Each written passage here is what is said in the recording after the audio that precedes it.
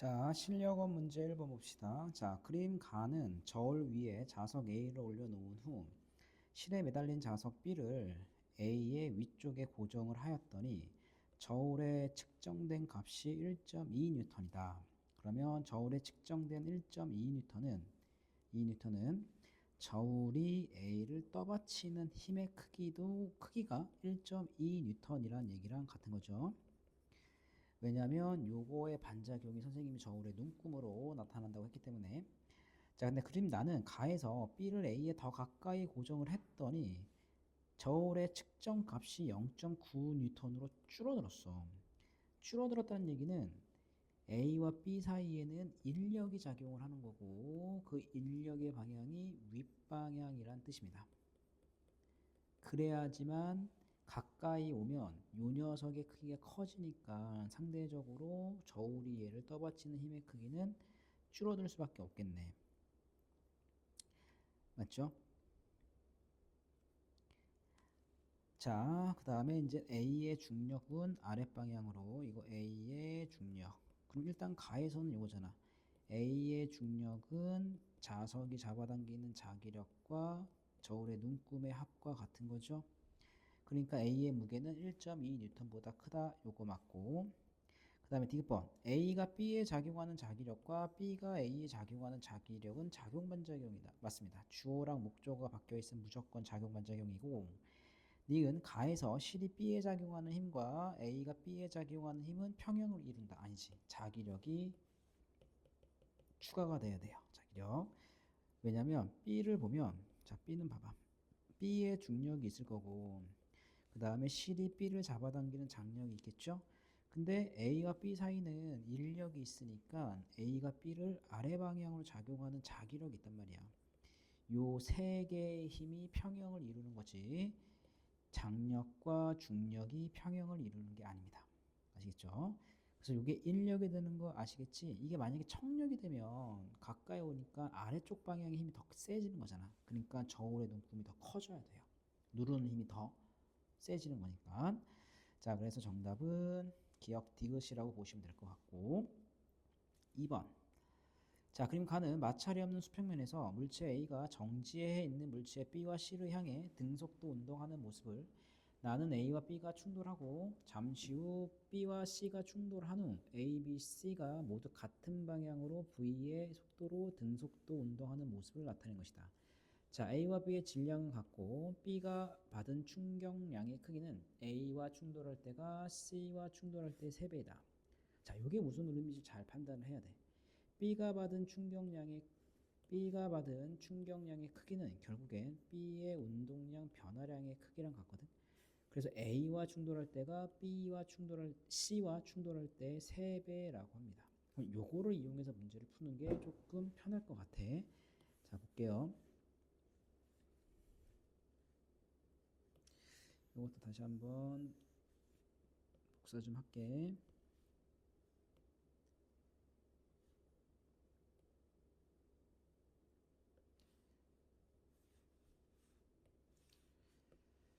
자, 봅시다.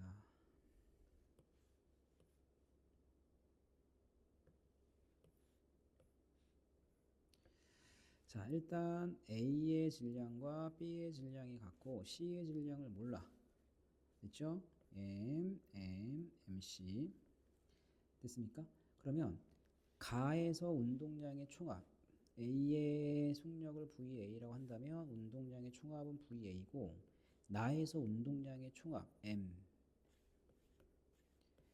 MV 더하기 M 더하기 MC V랑 똑같아. 요게 같아요. 왜냐하면 충돌 전과 충돌 후의 운동량의 총합은 같아야 되니까.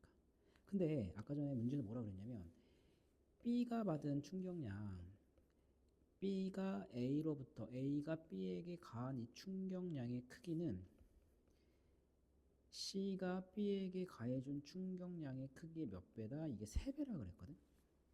그러니까 얘는 운동량 변화량이란 말이야. 운동량 변화량. 요거야. 요거 됐습니까? 근데 이거 B가 C로부터 받은 이 운동량 변화량은 결국엔 뭐랑 똑같은 거냐면 C의 운동량 변화량하고 같아. 맞죠? 그럼 C의 운동량의 변화량은 mcv가 된다.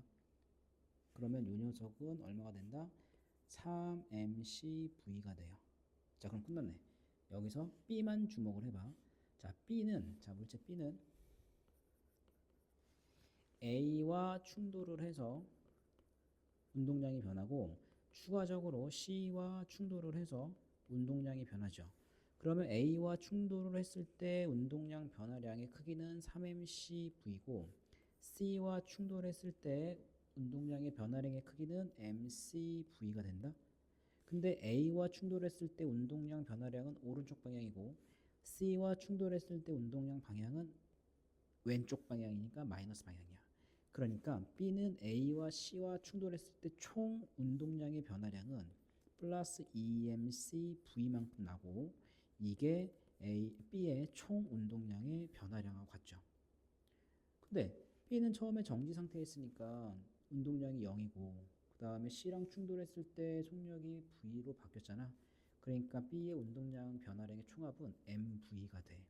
고로 EMC는 M이 돼서 MC는 2분의 1 M이 됩니다. 됐죠? 그러면 MC 대신에 여기다가 2분의 1 M을 집어넣을까?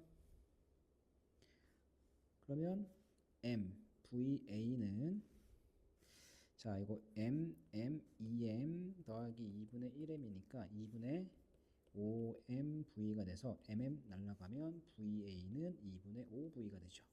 그래서 얘가 2분의 5V가 됩니다. 됐죠? 그 다음에 기억은 그래서 3배가 아니라 2배고 그 다음에 얘는 2분의 5V가 되고 A와 충돌 후 B의 속력 아하 이번엔 이제 A, B 여기서 보잖아요. 여기서 A와 B가 충돌한 다음에 B의 속력 그럼 봐봐 A가 처음에 V의 속력으로 운동하고 있다가 충돌한 다음에 A가 미안해 2분의 5 V로 운동하고 있다가 A가 V로 바뀌었고 그때 B의 속력을 VP라고 해봐. 그럼 얘가 질량이 MM이잖아.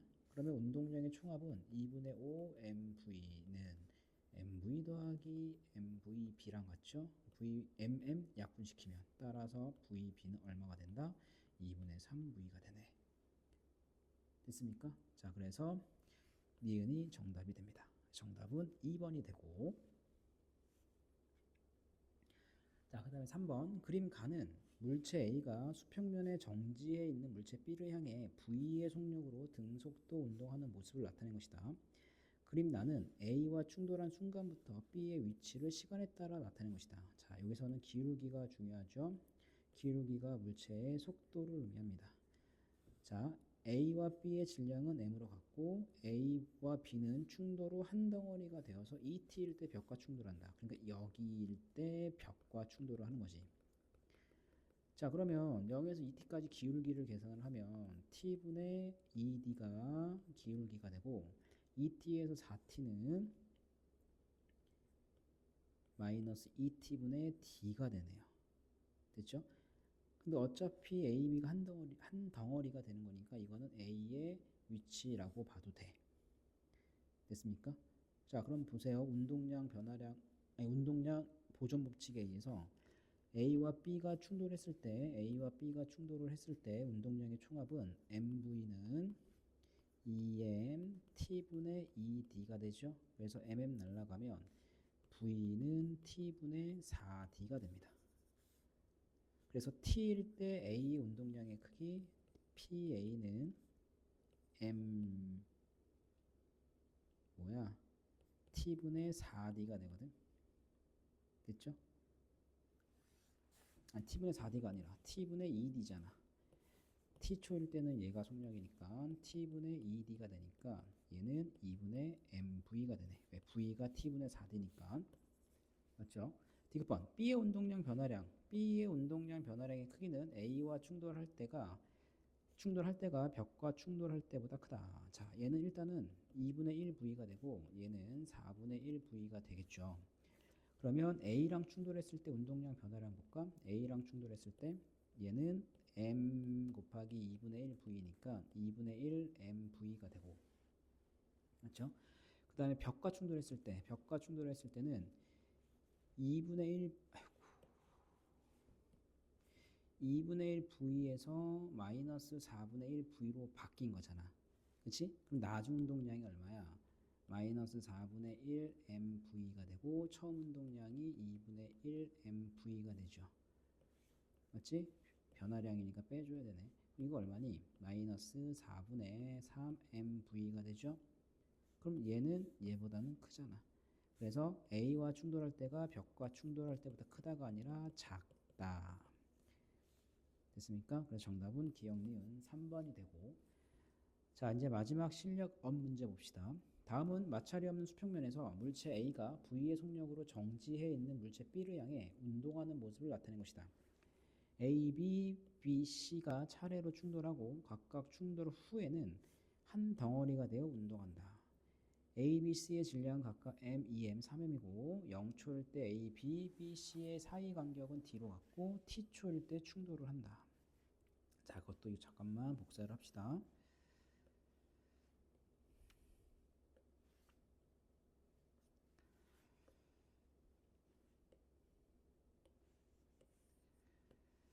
자, T초일 때 B하고 충돌을 하는 거죠. 그렇지? 그러면 등속도니까 이 공식 쓸 수 있어. D는 VT가 되네.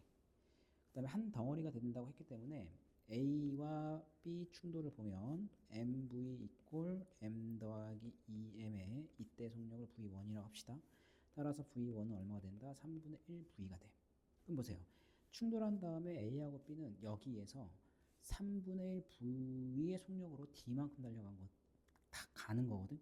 그러니까 B에서 C까지 이동할 때 몇 초 걸린다? 3초가 걸리, 3T가 걸린 거니까 3T가 걸린 거니까 총 4T일 때 B가 A랑 충돌합니다. 왜? 여기가 0초라고 한다면. 그렇지?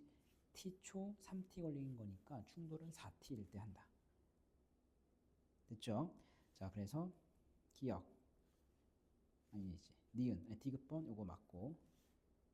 됐습니까? 그 다음에 C와 충돌을 했을 때 B의 속력을 계산을 하는 건데, 자, 이번 봐봐. 자, A, B가 한 덩어리로 움직이잖아. A와 B가 한 덩어리로 움직이고 있는 상태에서 이제 C와 충돌을 하는 거니까 M 더하기 2M 3분의 1 V는 1, 2, 3, 6 6M 곱하기 그때 속력을 V2라고 합시다. 됐습니까? 그러면 MV는 6MV2가 되죠. 맞아요? 그래서 V2는 6분의 1 V가 된다. 이렇게 계산을 해도 되고, 아예 처음에 A의 운동량이 MV잖아. 그치? 그 다음에 나중에 운동량의 총합은 M 더하기 2M 더하기 3M에다가 그때 속력 V2 이렇게 하셔도 됩니다. 그래서 똑같이 V2는 6분의 1 V가 나온다. 그래서 기억이 맞고, 그다음 니은 B의 운동량 변화량의 크기는 A와 충돌할 때가 C와 충돌할 때 2배이다. 자 보세요.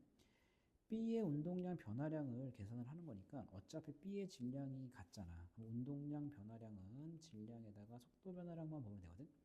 그러면 A와 B가 충돌했을 때 속도 변화량은 0에서 3분의 1 V가 된 거고, 그 다음에 A, B와 C가 충돌했을 때 속도 변화량은 3분의 1 V에서 6분의 1 V로 바뀐 거잖아요. 그치? 그럼 여기에 속도 변화량은 3분의 1 V가 되고, 여기는 얘가 6분의 2가 되니까 6분의 1 V가 되죠. 그럼 얘는 6분의 2 V가 되니까 2배 차이가 나네. 그쵸? 그래서 니은번 A와 충돌할 때가 C와 충돌할 때 몇 배이다? 2배이다. 그래서 정답은 5번이 됩니다.